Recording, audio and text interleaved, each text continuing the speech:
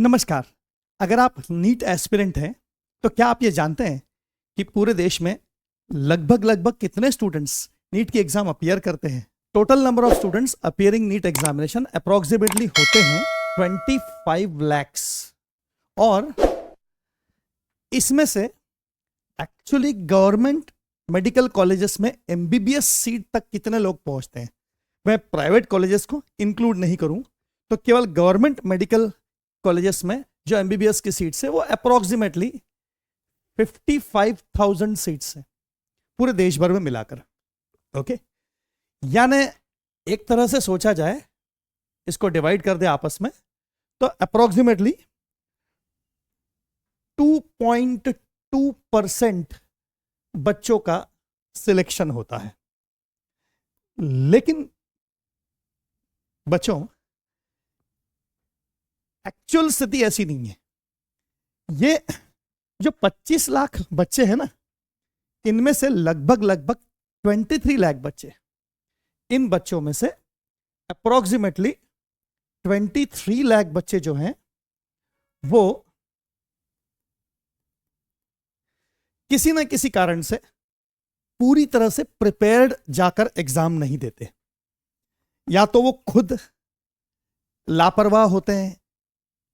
Inconsistent होते हैं, लगातार पढ़ाई नहीं कर पाते, या तो फिर किसी कारण से बीमार पड़ गए, या फिर उनकी बोर्ड्स की एग्जाम है और वो बोर्ड्स पर कंसंट्रेशन दे रहे हैं, तो उनको साथ साथ में बोर्ड के साथ में नीट के लिए, क्योंकि बोर्ड में केवल 12th का सिलेबस आता है और वो भी थ्योरेटिकल लिखने वाली एग्जाम है तो पैटर्न अलग है, और नीट का पैटर्न ऑब्जेक्टिव एग्जाम है और 11th 12th दोनों का सिलेबस आता है तो पैटर्न डिफरेंट है, तो उनको दोनों एक साथ पैरेलल काम करना नहीं जम पाता। तो ऐसे तमाम जितने स्टूडेंट्स हैं वो किसी न किसी कारण से नीट के एफर्ट्स में अपनी कंसिस्टेंसी मेंटेन नहीं कर पाते, और इस वजह से 23 लाख बच्चे जो लगभग हैं वो कंपटीशन में आ ही नहीं पाते। तो रियल कंपटीशन जो है वो बचे हुए 2 लाख स्टूडेंट्स में ही होती है, और इन 2 लाख स्टूडेंट्स का शुरू से लेकर, सेशन के शुरुआत से लेकर एंड तक कंसिस्टेंट रहना ही उनको बाकी स्टूडेंट से आगे लेकर जाता है। चाहे उन्होंने एफर्ट्स पूरी तरह से किए हो, नहीं किए हो, कैसे भी किए हो, लेकिन वो कंसिस्टेंट है। चाहे उनका सिलेबस बहुत अच्छी तरह से हर एस्पेक्ट को क्लियर करते हुए आगे बढ़े हैं वो, या नहीं बढ़े हों, लेकिन वो कंसिस्टेंट है, यानी वो लगातार कंटिन्यूअसली नीट की एग्जाम के लिए अपना फोकस बिना हटाए कोशिश करते चले जा रहे हैं। तो ऐसे स्टूडेंट्स जो है वो 2 लाख स्टूडेंट्स जो है वो असली कंपटीशन इन्हीं के बीच में होता है, और इन्हीं में से 55,000 स्टूडेंट्स को एमबीबीएस सीट्स मिल जाती है। तो अगर आपका सिलेबस फरवरी में कंप्लीट हो चुका है, वैसे तो जनवरी में हो जाना चाहिए, लेकिन मान लो किसी कारणवश फरवरी तक भी अगर आपका सिलेबस कंप्लीट हो जाता है, तो अगर आपने 11th और 12th दोनों पोर्शंस के सिलेबस को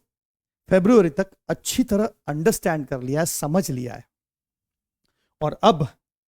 आप नीट के हिसाब से फुल सिलेबस की मॉक टेस्ट पेपर्स अगले 2 महीने 2.5 महीने देने को तैयार है, 4 मई तक, तो फिर 100% आप इन 2 लाख स्टूडेंट्स के अंदर कैटेगरी में आ जाओगे, और इनमें से 55,000 में भी आ जाओगे अगर आपने सही तरीके से मॉक टेस्ट पेपर्स देना शुरू कर दिया, अगर सही तरीके से आपने टेस्ट एनालिसिस करना शुरू कर दिया। और इसके लिए मैंने एक वीडियो बनाया हुआ है, how to obtain 650+ marks out of 720 NEET examination में क्या तैयारियां रखें, और उसका जो लिंक है वो डिस्क्रिप्शन बॉक्स में दिया हुआ है, तो आपने नहीं देखा हो तो उसे जरूर देख लें और उस पर अमल करें। अगर आप इस पूरी प्रोसीजर को जो उसमें लिखा हुआ वो फॉलो करते हैं तो गारंटी से आपका स्कोर 650+ जाएगा ही जाएगा,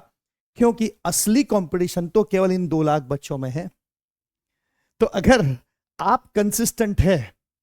और आपने अभी तक किसी भी तरह से टाइम वेस्ट नहीं किया है, अपनी एफर्ट्स लगाते रहे,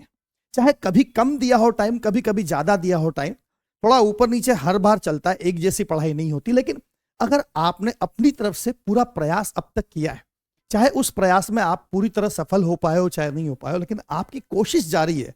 तो आप इन 2 लाख बच्चों में आसानी से आ सकते हैं। एक ही चाबी है, कंसिस्टेंसी, ड्रॉप डाउन नहीं होना और लगातार काम करते रहना। अगर आप ये कर रहे हैं तो 101% उस वीडियो को जरूर देख लीजिए